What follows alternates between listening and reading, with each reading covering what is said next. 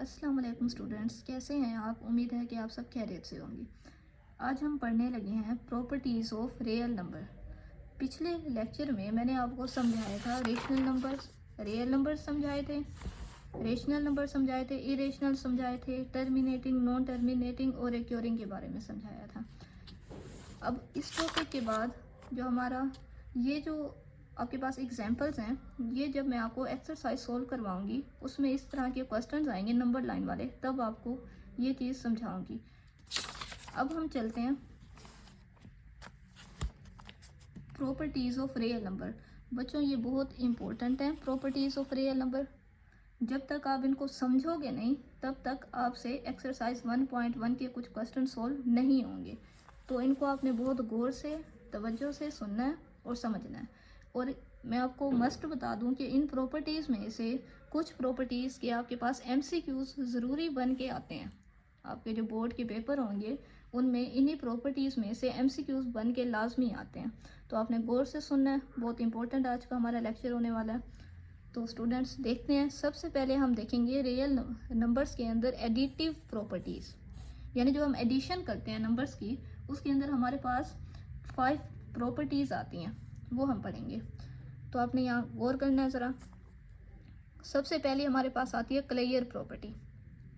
Clear property का मतलब है, यहाँ देखें, a plus b belongs to R, यानी वो दो नंबर जिनको हम ऐड कर रहे हैं वो दोनों किस से बिलोंग करते हैं? रियल नंबर के सेट से बिलोंग करते हैं। सिंपल सी बात है, जिन डिजिट्स को हम ऐड करें, लाइक यहाँ देखें एग्जांपल में 2+3 का जो आंसर आएगा 5, वो किस से बिलोंग कर रहे हैं? आर से। यानी दो नंबर्स को आप ऐड करो, उनका जो आंसर आएगा वो रियल नंबर से बिलोंग करता है, क्योंकि वो खुद नंबर ही रियल नंबर से बिलोंग कर रहे होंगे तो आंसर भी रियल नंबर से ही बिलोंग करता है। ये हमारे पास होती है क्लियर प्रॉपर्टी। नेक्स्ट हमारे पास आती है कम्यूटेटिव प्रॉपर्टी। कम्यूटेटिव प्रॉपर्टी में हम ऑर्डर पे फोकस करते हैं। ठीक है बच्चों, देखिए कम्यूटेटिव प्रॉपर्टी में एक बात याद रखना, आपके पास दो साइड्स होती है, लेफ्ट हैंड साइड और राइट हैंड साइड। ठीक है, अब लेफ्ट हैंड साइड और राइट हैंड साइड पे दोनों नंबर्स सेम ही होते हैं, लेकिन हम उनका ऑर्डर चेंज कर देते हैं। यहाँ पे देखें 2+5=5+2, वही डिजिट्स हैं 2, 5, 5 और 2, लेकिन क्या है यहाँ पे 2+5 है, यहाँ पे हमने ऑर्डर चेंज कर दिया, 5 को पहले ले आए, 2 को बाद में ले गए। लेकिन याद रखें मैथमेटिक्स में दो नंबर्स को ऐड करें, बेशक उसका ऑर्डर चेंज कर दें, लेकिन वैल्यूज चेंज नहीं होती। तो इस प्रॉपर्टी को हम क्या कहते हैं? Commutative property. कम्यूटेटिव प्रॉपर्टी में आपके पास दो वेरिएबल्स आते हैं, यानी दो नंबर्स आते हैं, दो साइड्स होती हैं, लेफ्ट हैंड साइड और राइट हैंड साइड। दोनों साइड पे हम जब सेम नंबर्स को ऐड करें ऑर्डर चेंज करके तो आंसर सेम आता है। ये होती है कम्यूटेटिव प्रॉपर्टी। एसोसिएटिव प्रॉपर्टी में हमारे पास 3 वेरिएबल्स होते हैं दोनों साइड पे, लेफ्ट हैंड साइड पे भी, राइट हैंड साइड पे भी।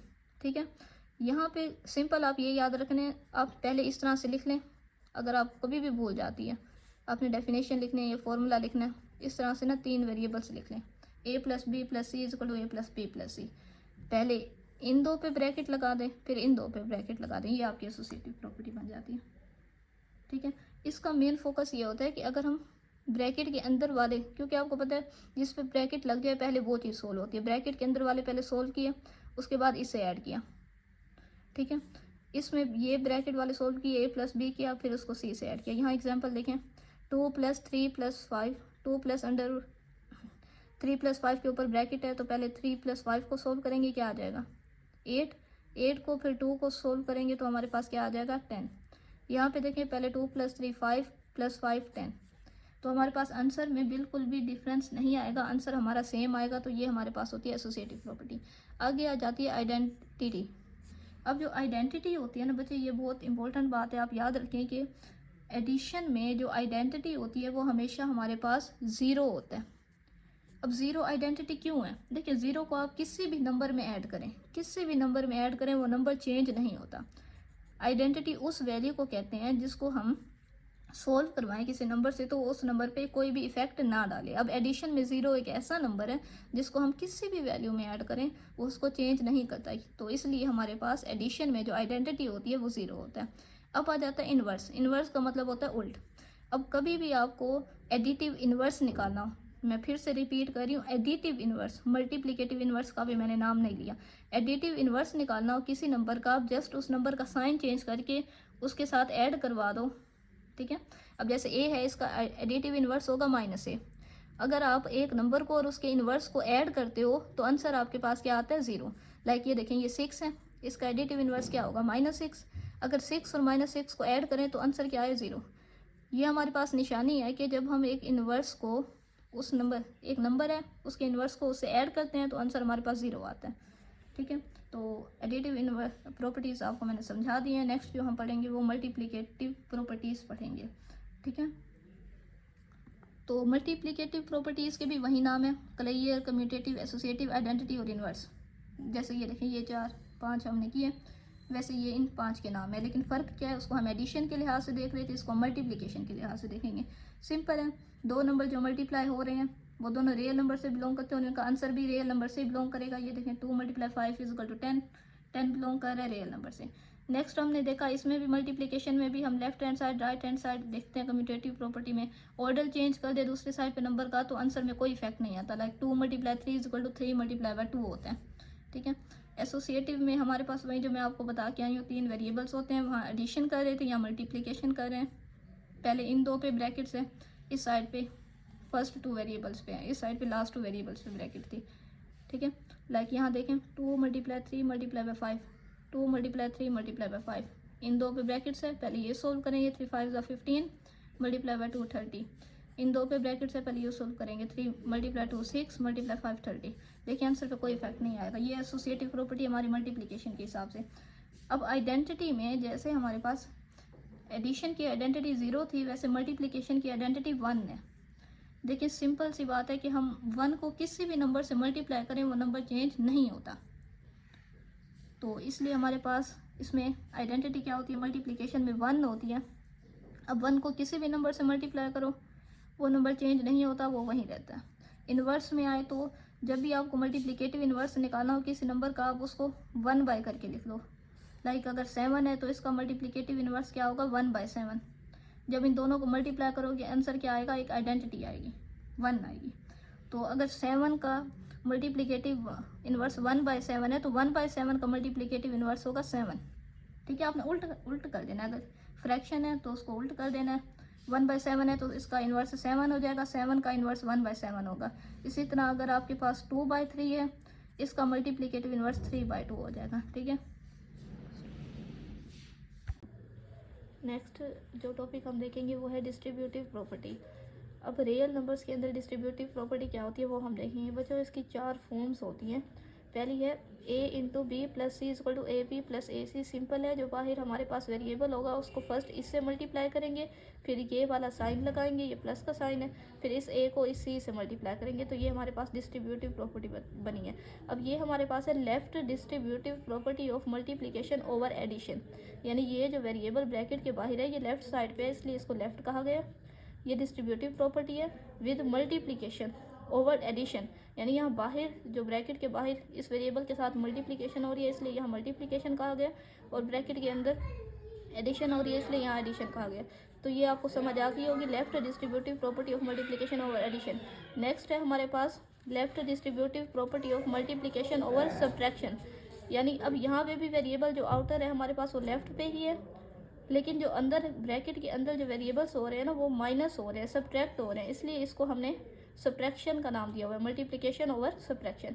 नेक्स्ट में हमारे पास यहाँ पे देखिए राइट आ रहा है। अब राइट क्यों आ रहा है, वो जो वेरिएबल पहले लेफ्ट साइड पे आउटर साइड से मल्टीप्लाई हो रहा था वो अब हमारे पास राइट साइड पे आ गया, इसलिए इस वजह से इसे right distributive property of multiplication over addition, यानी मल्टीप्लिकेशन और एडिशन हो रही है तो हम कहेंगे मल्टीप्लिकेशन ओवर एडिशन।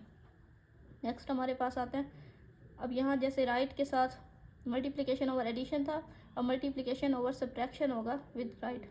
यहाँ देखें right distributive property of multiplication over subtraction, तो ये हमारे पास डिस्ट्रीब्यूटिव प्रॉपर्टी कवर हो गई। तो स्टूडेंट्स अब नेक्स्ट टॉपिक जो हम देखेंगे वो देखेंगे properties of equality of real numbers. उसमें फर्स्ट प्रॉपर्टी आती है रिफ्लेक्सिव प्रॉपर्टी, यानी जो नंबर रियल नंबर से बिलोंग कर रहा है वो खुद के इक्वल होगा। नेक्स्ट प्रॉपर्टी आती है सिमेट्रिक प्रॉपर्टी, यानी अगर दो नंबर्स हैं हमारे पास रियल नंबर से बिलोंग कर रहे हैं, अगर वो इक्वल है a = b है तो b भी a के इक्वल होगा। उससे नेक्स्ट आती है ट्रांजिटिव प्रॉपर्टी। ट्रांजिटिव प्रॉपर्टी में होता है 3 वेरिएबल्स हैं, अगर a b के इक्वल है b c के इक्वल है तो हमारे पास a c के इक्वल होगा। देखें a b के इक्वल है और b c के इक्वल है तो a हमारे पास क्या होगा, c के इक्वल होगा। उसके बाद आती है एडिटिव प्रॉपर्टी। एडिटिव प्रॉपर्टी में है कि अगर दो नंबर्स हमारे पास इक्वल है तो दोनों में अगर हम कोई सेम कांस्टेंट वैल्यू ऐड करें तब भी वो इक्वल ही रहेंगे। मल्टीप्लिकेटिव प्रॉपर्टी में हमारे पास ये होता है कि अगर ए बी सी तीन वेरिएबल आर से बिलोंग कर रहे हैं, अगर ए बी के इक्वल है, अगर ए के साथ हम एक कांस्टेंट नंबर मल्टीप्लाई करें और बी के साथ हम एक कांस्टेंट नंबर मल्टीप्लाई करें, तब भी ये जो न्यू वैल्यूज़ बनेंगी वो इक्वल होंगी। कैंसलेशन प्रॉपर्टी में हमारे पास है कि अगर एक वेरिएबल है उसके साथ कोई कांस्टेंट नंबर ऐड हो रहा है और दूसरी साइड पे राइट हैंड साइड पे भी एक कांस्टेंट नंबर ऐड हो रहा है, तो वो दोनों नंबर्स इक्वल होंगे। ठीक है, तो मैं इसकी एग्जांपल आपको इस तरह से कुछ बता देती हूँ। आपके पास है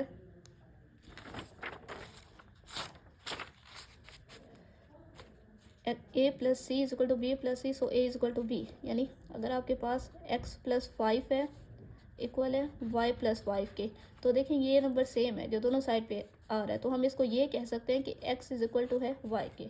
ठीक है, तो ये हमारे पास होती है कैंसलेशन प्रॉपर्टी। आगे आती है cancellation property with multiplication. Multiplication के लिहाज से हम देखें तो यहाँ पे देखें, अगर मैं कहूँ 5 multiply by x is equal to 5 multiply by y, तो एक्स हमारे पास वाई के इक्वल होगा। ये जो कांस्टेंट नंबर मल्टीप्लाई हो रहा है उससे कोई इफेक्ट नहीं पड़ता। तो ये हमारे पास कुछ प्रॉपर्टीज़ थी, properties of equality of real number की। उसके बाद हमारे पास आ जाती हैं ऑर्डर प्रॉपर्टीज़। अब ऑर्डर प्रॉपर्टीज़ में हम देखेंगे trichotomy property, transitive property, additive property, multiplicative property और डिवीजन प्रॉपर्टी। अब ट्राइकोटोमी प्रॉपर्टी आपकी एक्सरसाइज में क्वेश्चन में भी दी हुई है। इसका मतलब होता है अगर दो नंबर रियल नंबर से बिलोंग कर रहे हैं, ए बी के इक्वल है या फिर ए बी से ग्रेटर है या बी से छोटा होगा। ठीक है, तो कोई भी दो नंबर्स होते हैं वो तीन ही कंडीशंस हो सकती है उनके दरमियान, या तो बराबर होते हैं, या ए बी से बड़ा होगा, या फिर ए बी से छोटा होगा। तो ये तीन कंडीशंस होती हैं, इनके अलावा कोई कंडीशन नहीं होती। ये हमारे पास ट्राइकोटोमी प्रॉपर्टी होती है।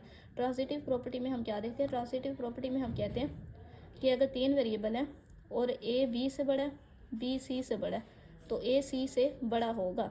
यानी इसमें असेंडिंग ऑर्डर में हमारे पास आ जाता है, लाइक असेंडिंग नहीं सॉरी डिसेंडिंग में, a is greater than a b से, ये तीन नंबर है। ठीक है, अब ये ग्रेटर है 4 से, 4 ग्रेटर है 3 से, तो इसको हम ये कह सकते हैं कि 5 ग्रेटर है 3 से, कह सकते हैं। ठीक है, तो A greater than B, B greater than C, so A is greater than सी।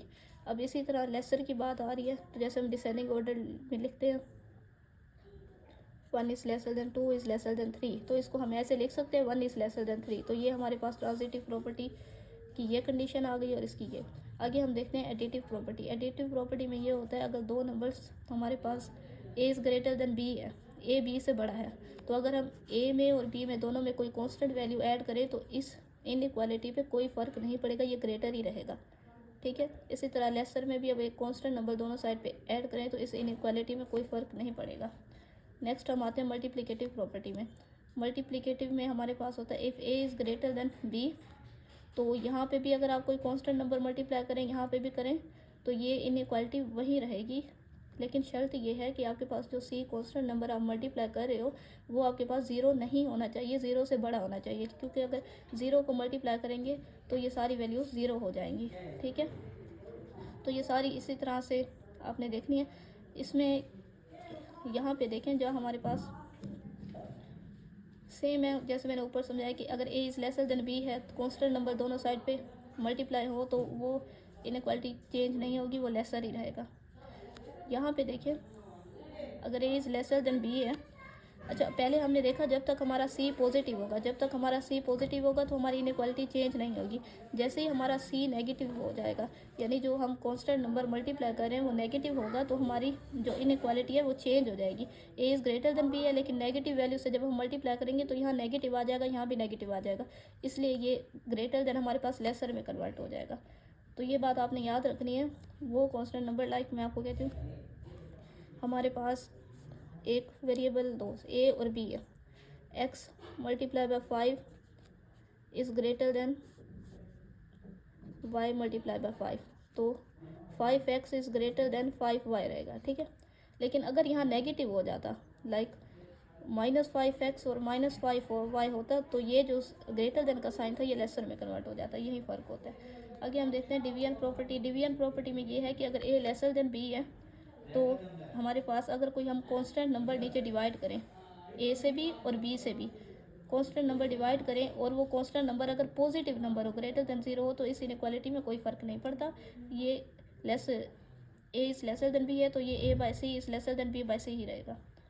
लेकिन अगर हमारे पास वो नंबर लेसर देन 0 हो यानी नेगेटिव हो, तो जहाँ पे नेगेटिव नंबर या डिवाइड होगा या मल्टीप्लाई होगा तो इनइक्वालिटी हमारे पास उल्ट हो जाएगी, अपोजिट हो जाएगी। ए लेसर देन बी है तो A by C greater than B by C होगा। ठीक है, आगे है, अगर ए इज़ ग्रेटर देन बी है तो A by C greater than होगा बी बाई सी के, क्योंकि हमारे पास जो सी कांस्टेंट नंबर है वो पॉजिटिव है। देखिए, जब भी पॉजिटिव कांस्टेंट नंबर को हम मल्टीप्लाई करेंगे या डिवाइड करेंगे तो इस इनइक्वालिटी पे कोई भी फ़र्क नहीं पड़ेगा। जैसे ही नेगेटिव नंबर को हम मल्टीप्लाई या डिवाइड करेंगे तो वो इनइक्वालिटी चेंज हो जाएगी, ग्रेटर है तो लेसर हो जाएगी, लेसर है तो ग्रेटर हो जाएगी। एक और रहती है रेसिप्रोकल प्रॉपर्टी, वो आपको बता देते हैं। तो यहाँ पे देखें बच्चों, रेसिप्रोकल प्रॉपर्टी भी बहुत इंपॉर्टेंट है। यानी अगर ए लेसर देन बी है तो हमने ए का रेसिप्रोकल लिया 1/a और बी का रेसिप्रोकल लिया 1/b। तो जब भी आप रेसिप्रोकल लेते हो ना तो ये चीज़ चेंज हो जाती है, आपके पास जो इनइक्वालिटी होती है वो चेंज हो जाती है, उल्ट हो जाती है। अगर ए लेसर देन बी है तो reciprocal of A greater than होगा 1/b के। ठीक है, तो ए अगर ग्रेटर देन बी है तो इसका रेसिप्रोकल क्या होगा, लेसर होगा। रेसिप्रोकल्स इनके लेसर होंगे, ग्रेटर नहीं होंगे। तो बच्चों आज के लिए इतना ही काफ़ी। नेक्स्ट लेक्चर में हम देखेंगे एक्सरसाइज 1.1 को सॉल्व करेंगे। अगर आपको लेक्चर की समझ आ गई हो तो आप काइंडली लाइक करें, शेयर करें, कमेंट करें और सब्सक्राइब करें ताकि मैं आपके लिए मज़ीद वीडियोस लेके आ सकूं। Thank you.